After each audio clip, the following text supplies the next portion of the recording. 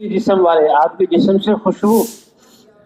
वो तो अबू तालिब भी कहते हैं कि जब मेरे घर में मेरे बच्चे सोते थे और लंबी रातों में बच्चों को उठाया जाता, इंसान जब सोता है तो उसके जिस्म से एक बू, किसी किसी के मुंह से राल, और बच्चों के तो मुंह से भी, नाक से भी, आंखों से भी, का सब बच्चे जो है इसी आलाशों में कि इनको बगैर नहलाए धुलाए किसी के सामने पेश नहीं कर सकते। लेकिन हजरत मोहम्मद सल्लल्लाहु अलैहि वसल्लम का चेहरा कली की तरह खिला हुआ होता था, खुशबूदार और ऐसे बचपन में, और आपके जिस्म से खुशबू, आप चलते हुए किसी बच्चे के सर पर हाथ रख देते और वो बच्चा माँ के पास आता तो उसके सर के बालों से आपके जिस्म की खुशबू आती थी, और माँ कहती, बेटा क्या मोहम्मद सल्लल्लाहु अलैहि वसल्लम ने तुम्हारे सर पर हाथ रखा है? कि अम्मा आपको कैसे पता लगा कि उनके जिस्म की खुशबू तुम्हारे बालों से आ रही है?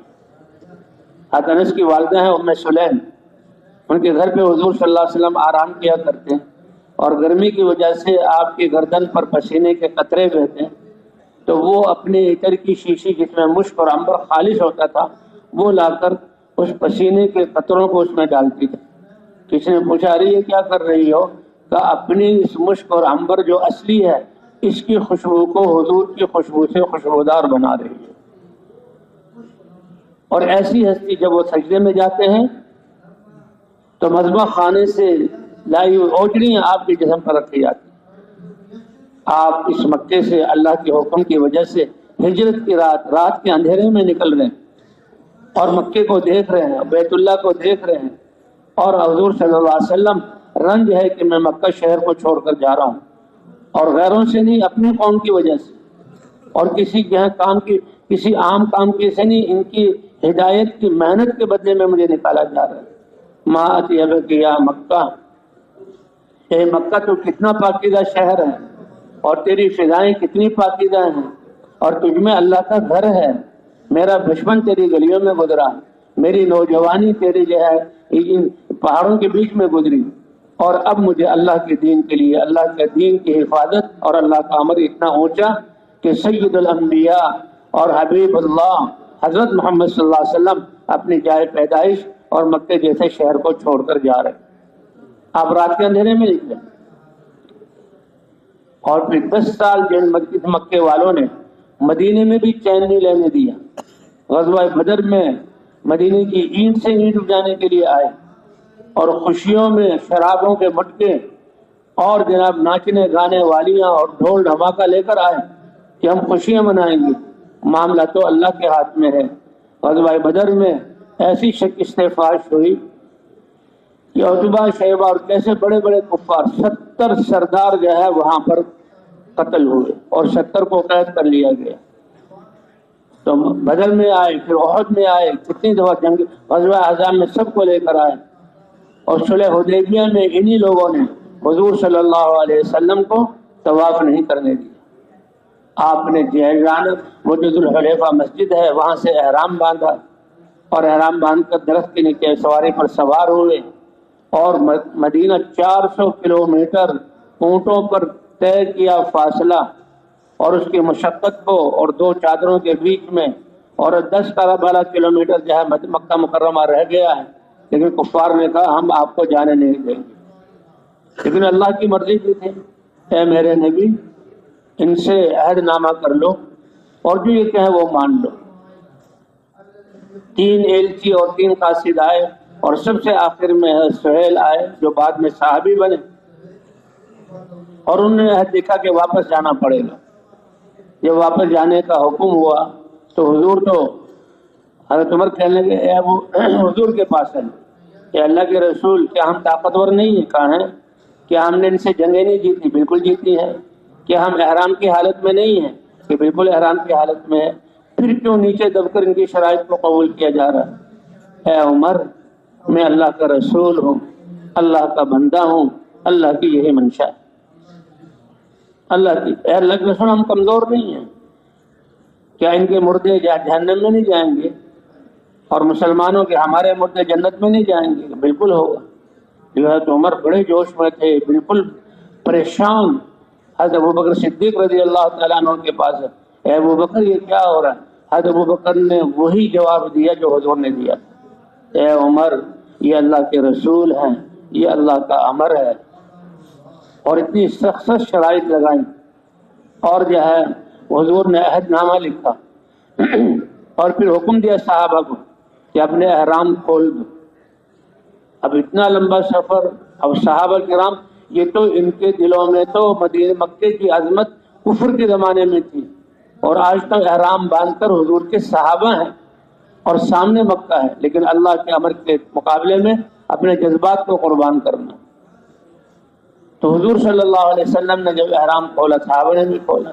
فتح مکہ کے موقع پر حضرت محمد صلی اللہ علیہ وسلم 10,000 کا لشکر لے کر آئے ہیں اور دن کی روشنی میں آئے. 10,000 کا لشکر لے کر آئے ہیں اور دن کی روشنی میں آئے.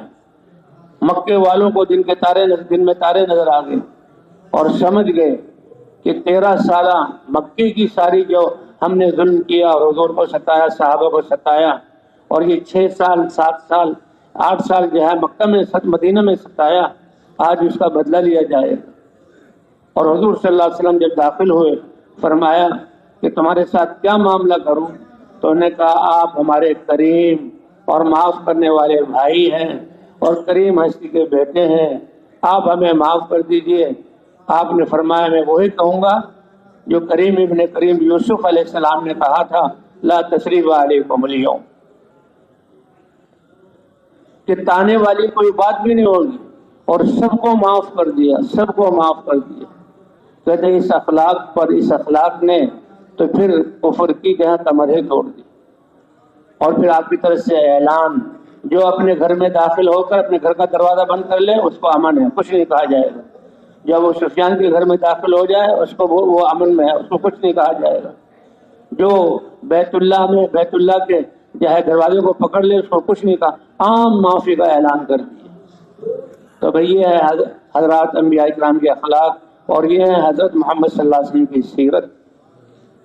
اور کہتے ہیں اس کے بعد جو غزوہ حنین ہوا، غزوہ حنین میں پوری وادی جانوروں سے بھری ہوئی، پوری وادی اونٹوں سے، بھیڑ بکریوں سے، یہ پوری وادی بھری ہوئی.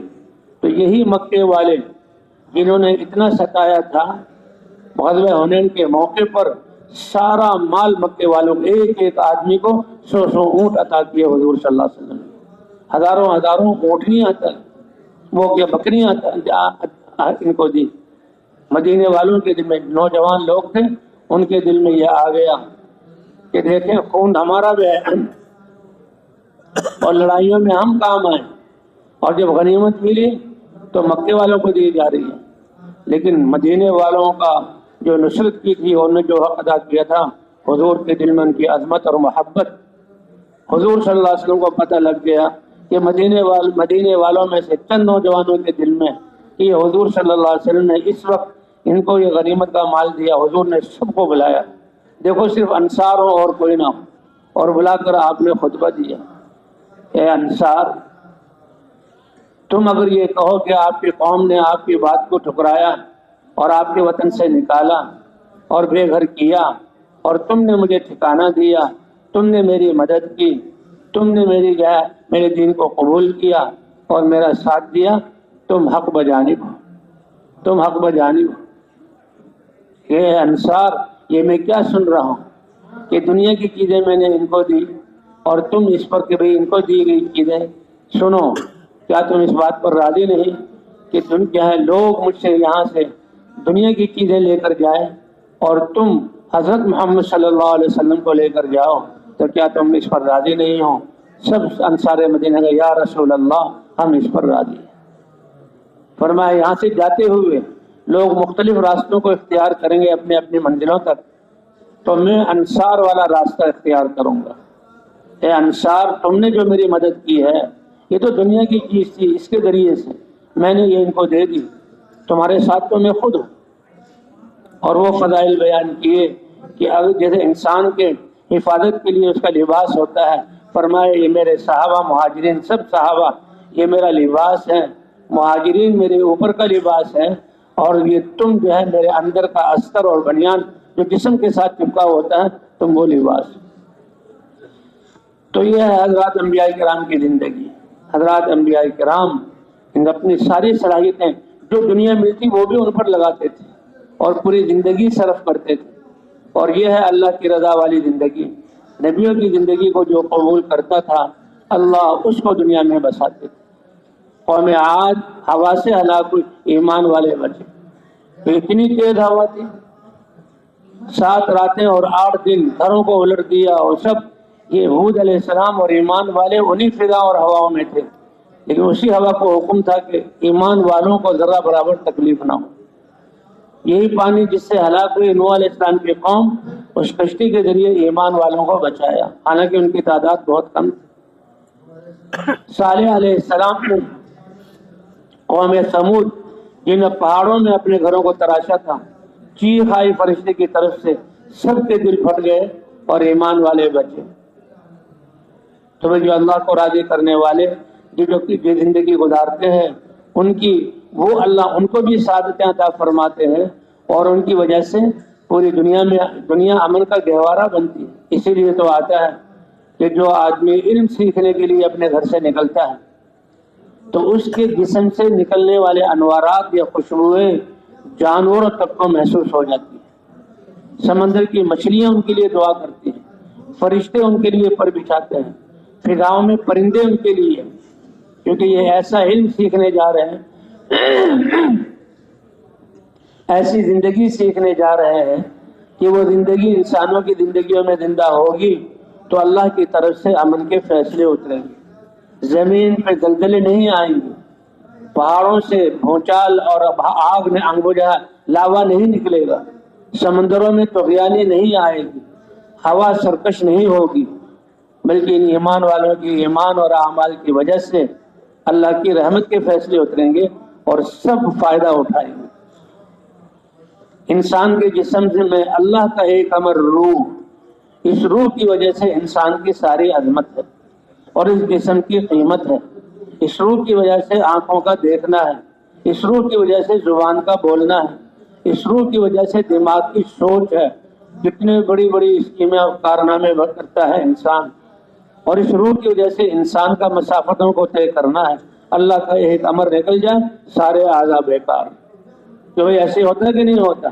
روح نکلنے کے بعد اب اس کو کوئی چیزیں کام، ایک اللہ کا امر، قل الروح من امر ربی، سمجھا دو میرے بندوں کو کہ یہ روح اللہ کا امر ہے، اور اس اللہ کے امر کی وجہ سے سارا تمہارا نظام چل رہا ہے۔ بادشاہ کی بادشاہت، انجینئر کی انجینئرنگ، ڈاکٹر کی علاج، زمیندارے کا زمیندارے کا زمیندارہ، حکومتوں کی حکومت اس روح کی وجہ چل رہی۔ روح نکل جائے تو یہ جسم تعفن کی جگہ۔ تو دین تو اللہ کی چاہتوں والے احکام کا مجموعہ ہے، دین تو اللہ کے احکام کا مجموعہ ہے جو اللہ کو پسند ہے۔ وہ احکام دنیا میں ہوں گے تو امن، جیسے روح جتنی مضبوط ہو، آنکھ کا دیکھنا اتنا اچھا، زبان کے بول اتنے صحیح، کانوں کا سننا بالکل ٹھیک، دماغ کی سوچ بڑی قیمتی، اور جو ہے ہاتھ پاؤں کی حرکت بڑی قابل قدر اور رشک ہے۔ جتنی مضبوط روح ہوتی چلی جائے گی، اعضاء کے